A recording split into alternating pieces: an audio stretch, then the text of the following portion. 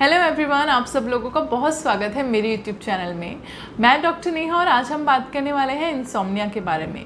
Insomnia जिसको हम sleeplessness या अनिद्रा की शिकायत भी कहते हैं। देखिए, अनिद्रा जो है वो नींद ना आने की समस्या होती है। इससे लगभग लाखों लोग परेशान हैं। पूरी आबादी में अगर देखा जाए तो 20 से 30% लोग ऐसे हैं जो अनिद्रा के शिकार हैं। अनिद्रा से जितने भी लोग ग्रस्त होते हैं उनके लिए लंबे समय तक सोए रहना या थोड़ी देर की नींद लेना भी बहुत ज़्यादा मुश्किल होता है। जो हेल्दी पर्सन होता है वो कम से कम 6 से 8 घंटे की नींद लेता है, लेकिन जो भी लोग इंसोम्निया से ग्रस्त हैं ऐसे लोगों के लिए थोड़ी देर सो पाना भी बहुत ज़्यादा मुश्किल होता है। नींद ना आने के अपने आप में भयंकर परिणाम हो सकते हैं। ऐसे लोगों को दिन भर नींद आती रहती है, दिन भर ऐसे लोग थकान महसूस करते हैं, ऐसे लोगों को चिड़चिड़ापन बहुत ज़्यादा रहता है और इनको शारीरिक या मानसिक रूप से कोई बीमारी भी हो सकती है। बात करते हैं अच्छी नींद के जो बेनिफिट्स हैं, मतलब क्या क्या फ़ायदे हैं आपको अच्छी नींद लेने के। तो देखिए, सबसे पहला है आपका जो ब्रेन है उसको स्ट्रेंथ मिलती है, आपकी जो इम्यूनिटी है वो स्ट्रॉन्ग होती है। इसके अलावा आपकी जो मेमोरी है वो शार्प होती है। देखिए, जब आप सोते हैं तो उस टाइम पे एक ग्रोथ हार्मोन रिलीज़ होता है जो आपकी फिजिकल एज वेल एज आपकी जो मेंटल ग्रोथ है उसके लिए काफ़ी ज़्यादा बेनिफिशियल होता है। बैलेंस मूड रहता है आपका मूड अच्छा बना रहता है अगर आपकी नींद अच्छी तरीके से पूरी हुई हो। इसके अलावा आपकी जो एनर्जी है वो रीस्टोर होती है, मतलब पूरे दिन भर में आपने जो भी physical as well as mental exertion जो भी आपको हुआ है, तो जब आप एक अच्छी डीप स्लीप लेते हैं तो जितनी भी एनर्जी आपकी वेस्ट हुई है वो रीस्टोर होती है। इंसोम्निया 2 टाइप्स में डिवाइडेड है, acute insomnia and chronic insomnia. Acute insomnia किसे हम कहते हैं, देखिए, जब आपको वंस इन अ वीक ऐसा हो रहा हो कि आपको नींद नहीं आ रही है तो इसको एक्यूट इंसोम्निया कहते हैं। ये किसी भी रीजंस की वजह से आपको हो सकते हैं। बट जो क्रॉनिक इंसोम्निया है ये तब आपको होता है अगर आप हफ्ते के जैसे 7 दिन है और 3 दिन लगातार ऐसे हैं कि आपको नींद नहीं आ पा रही है और ये 1 से 3 महीने तक लगातार अगर ऐसा होता रहता है तो आपको क्रॉनिक इंसोम्निया डेवलप हो चुका है।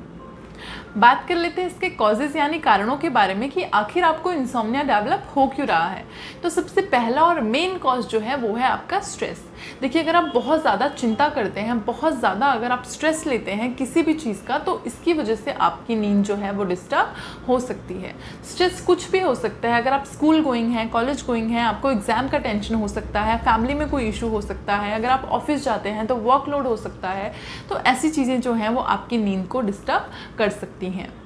सेकंड है ट्रैवलिंग या फिर वर्क स्केड्यूल जो है वो अगर आपका इस तरीके का है कि कभी आप नाइट शिफ्ट में काम करते हैं, देन आप डे शिफ्ट में काम करते हैं, या अगर आपने अदर कंट्री में आप चले गए हैं, वहाँ पे आपको टाइम जो मैनेजमेंट है वो नहीं हो पा रहा है, जेट लैग की वजह से अगर आप नहीं सो पा रहे हैं, तो ये भी रीज़न हो सकता है आपके इंसोम्निया डेवलप होने का।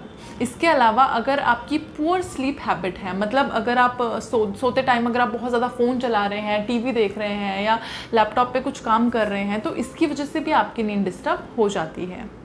फोर्थ रीज़न है अगर आप बहुत ज़्यादा ओवर ईटिंग करते हैं, रात के टाइम पे अगर आप बहुत ज़्यादा खाना खा लेते हैं तो इसकी वजह से भी आपकी जो नींद है वो डिस्टर्ब हो सकती है। जैसे ही आप सोते हैं तो आपको एसिडिटी के अटैक्स आ सकते हैं, खाना जो है वो आपके गले में आ सकता है, जिसकी वजह से आपकी नींद डिस्टर्ब हो सकती है।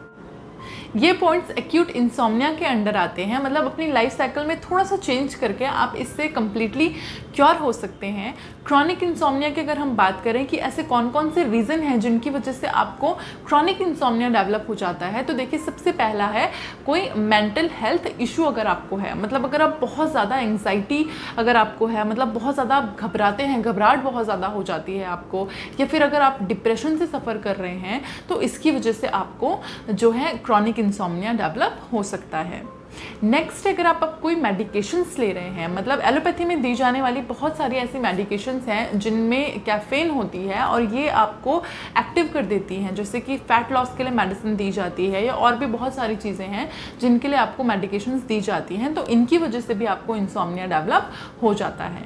कोई मेडिकल कंडीशन अगर ऐसी है, जैसे अगर आपको जॉइंट्स में पेन है, अर्थराइटिस का प्रॉब्लम है, या अल्जाइमर्स है, या फिर आपको कैंसर है, अगर आप डायबिटिक हैं, या अगर आपको हाइपर एसिडिटी का प्रॉब्लम है, तो इसकी वजह से भी आपकी जो नींद है वो डिस्टर्ब हो सकती है।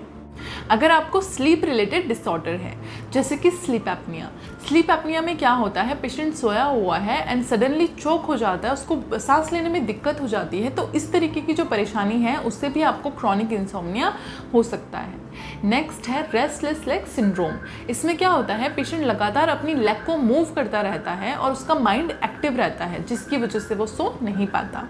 नेक्स्ट है, अगर आप कैफीन लेते हैं, निकोटिन लेते हैं या अल्कोहल लेते हैं, तो इससे क्या होता है, ये स्टिमुलेंट्स होते हैं, आपके माइंड को एक्टिव कर देते हैं, जिसकी वजह से आपकी स्लीप जो है वो हैम्पर हो सकती है।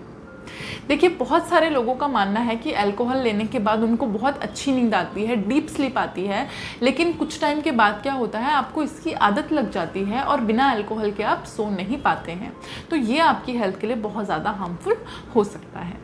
बात कर लेते हैं इसके कॉम्प्लिकेशंस की, कि अगर आप इसको ट्रीट नहीं करते हैं, इंसोम्निया को ट्रीट नहीं करते हैं, तो क्या क्या आपको कॉम्प्लिकेशंस हो सकती हैं, क्या क्या आपको दिक्कतें आगे चल के हो सकती हैं। तो देखिए, सबसे पहला तो यही है कि आप बहुत ज़्यादा थकान महसूस करेंगे, आपको ऐसा लगेगा कि जैसे मेरे शरीर में जान नहीं है, वीकनेस बहुत ज़्यादा लगेगी, आपकी जो परफॉर्मेंस है वो लो होने लगती है, धीरे धीरे उसमें गिरावट आने लगती है। अगर आप ऑफिस में हैं या अगर आप पढ़ रहे हैं, तो देखिए धीरे धीरे आपकी जो परफॉर्मेंस है उसमें गिरावट आने लगेगी। इसके अलावा जो माइंड है आपका, वो बहुत ज़्यादा डल होने लगता है, इसकी वजह से आपके जो रिएक्शंस हैं वो भी स्लो होने लगते हैं, और अगर आप कार ड्राइव कर रहे हैं या कहीं पर ड्राइविंग करके जा रहे हैं, तो एक्सीडेंट होने के भी बहुत ज़्यादा चांसेस रहते हैं, क्योंकि लगातार आपको नींद बनी रहती है। इसके अलावा जैसे कि मैंने बताया कि आपको मेंटल हेल्थ इश्यूज़ डेवलप हो सकते हैं, जैसे कि एंग्जाइटी है, डिप्रेशन है, स्किज़ोफ्रेनिया है, इस तरीके की चीज़ें आपको डेवलप हो सकती हैं। बात कर लेते हैं इसके मैनेजमेंट के बारे में, कि कैसे आप अपने इंसोम्निया को, नींद ना आने की दिक्कत को मैनेज कर सकते हैं। तो देखिए, सबसे पहले तो आपको अपना टाइम मैनेजमेंट करना होगा, मतलब जिस टाइम पे आपको नींद आ रही है, आपको उस टाइम पे सोने की कोशिश करनी है। इसके अकॉर्डिंग ही जो आपकी बॉडी क्लॉक है वो एक्ट करने लगेगी एंड आपको उसी टाइम पे नींद आएगी। आपको चेक करना है कि आप ऐसी कोई मेडिकेशंस तो नहीं ले रहे हैं रात के टाइम पे जिनमें कैफीन है। आपको रेगुलरिटी में एक्सरसाइज करनी है, जिसकी वजह से आपका जो माइंड है वो फ्रेश बना रहेगा और रात को आपको अच्छी नींद आएगी। इवनिंग टाइम पे या रात के टाइम पे जो कैफीन कंटेंट जितनी भी चीज़ें हैं वो आपको कम्प्लीटली अवॉइड करनी है। रात के टाइम पे बहुत ज़्यादा हैवी मील आपको नहीं लेना है, जिसकी वजह से आपको गर्ड की प्रॉब्लम हो सकती है। इसके बाद भी अगर आपको नींद नहीं आ रही है, तो आप स्लो म्यूज़िक सुन सकते हैं या हल्के गुनगुने पानी से नहाने के बाद आप कोई बुक पढ़ सकते हैं। सोने का जो एरिया है, आपका जो बेडरूम है, उसको हमेशा क्लीन रखना चाहिए। बेड पर बैठकर कभी भी आपको मूवी या ऐसी कोई एंटरटेनिंग चीज़ें नहीं देखनी हैं, जिसकी वजह से आपका जो माइंड है वो एक्टिव हो जाए। बात कर लेते हैं इसके ट्रीटमेंट यानी होम्योपैथिक मेडिसिन्स के बारे में। तो देखिए, जिस तरीके की आपकी कंडीशन है, जिस वजह से आपको नींद नहीं आ रही है, पहले उस रूट कॉज को ट्रीट करना बहुत ज़्यादा ज़रूरी है। यहाँ पे बताई जाने वाली जो मेडिसिन्स हैं वो कुछ जनरल होम्योपैथिक मेडिसिन्स हैं। होम्योपैथिक मेडिसिन्स को कभी भी आप बिना डॉक्टर की सलाह के ना लें। सबसे पहली जो मेडिसिन है वो है कॉफिया क्रूडा। कॉफिया क्रूडा हम ऐसे केसेस में प्रिस्क्राइब करते हैं जहाँ पे पेशेंट जैसे ही सोने के लिए जाते हैं तो उनका माइंड सडनली एक्टिव हो जाता है, उनके माइंड में अलग अलग तरीके के थॉट्स आते रहते हैं और वो इतना उन थॉट्स में खो जाते हैं कि वो उसी के बारे में सोचते रहते हैं और उनको नींद नहीं आती है। नेक्स्ट मेडिसिन है नक्स वोमिका।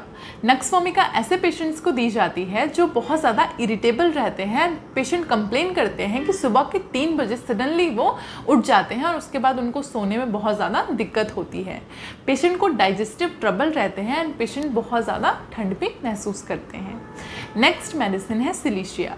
सिलीशिया हम ऐसे पेशेंट्स को प्रिस्क्राइब करते हैं जो बहुत ज़्यादा नर्वस एंग्जाइटी जिनको रहती है, मतलब बहुत ज़्यादा घबराहट पेशेंट को होती है एंड सडनली किसी भी डरावने सपने की वजह से वो उठ जाते हैं एंड दोबारा सोने में उनको बहुत ज़्यादा दिक्कत होती है।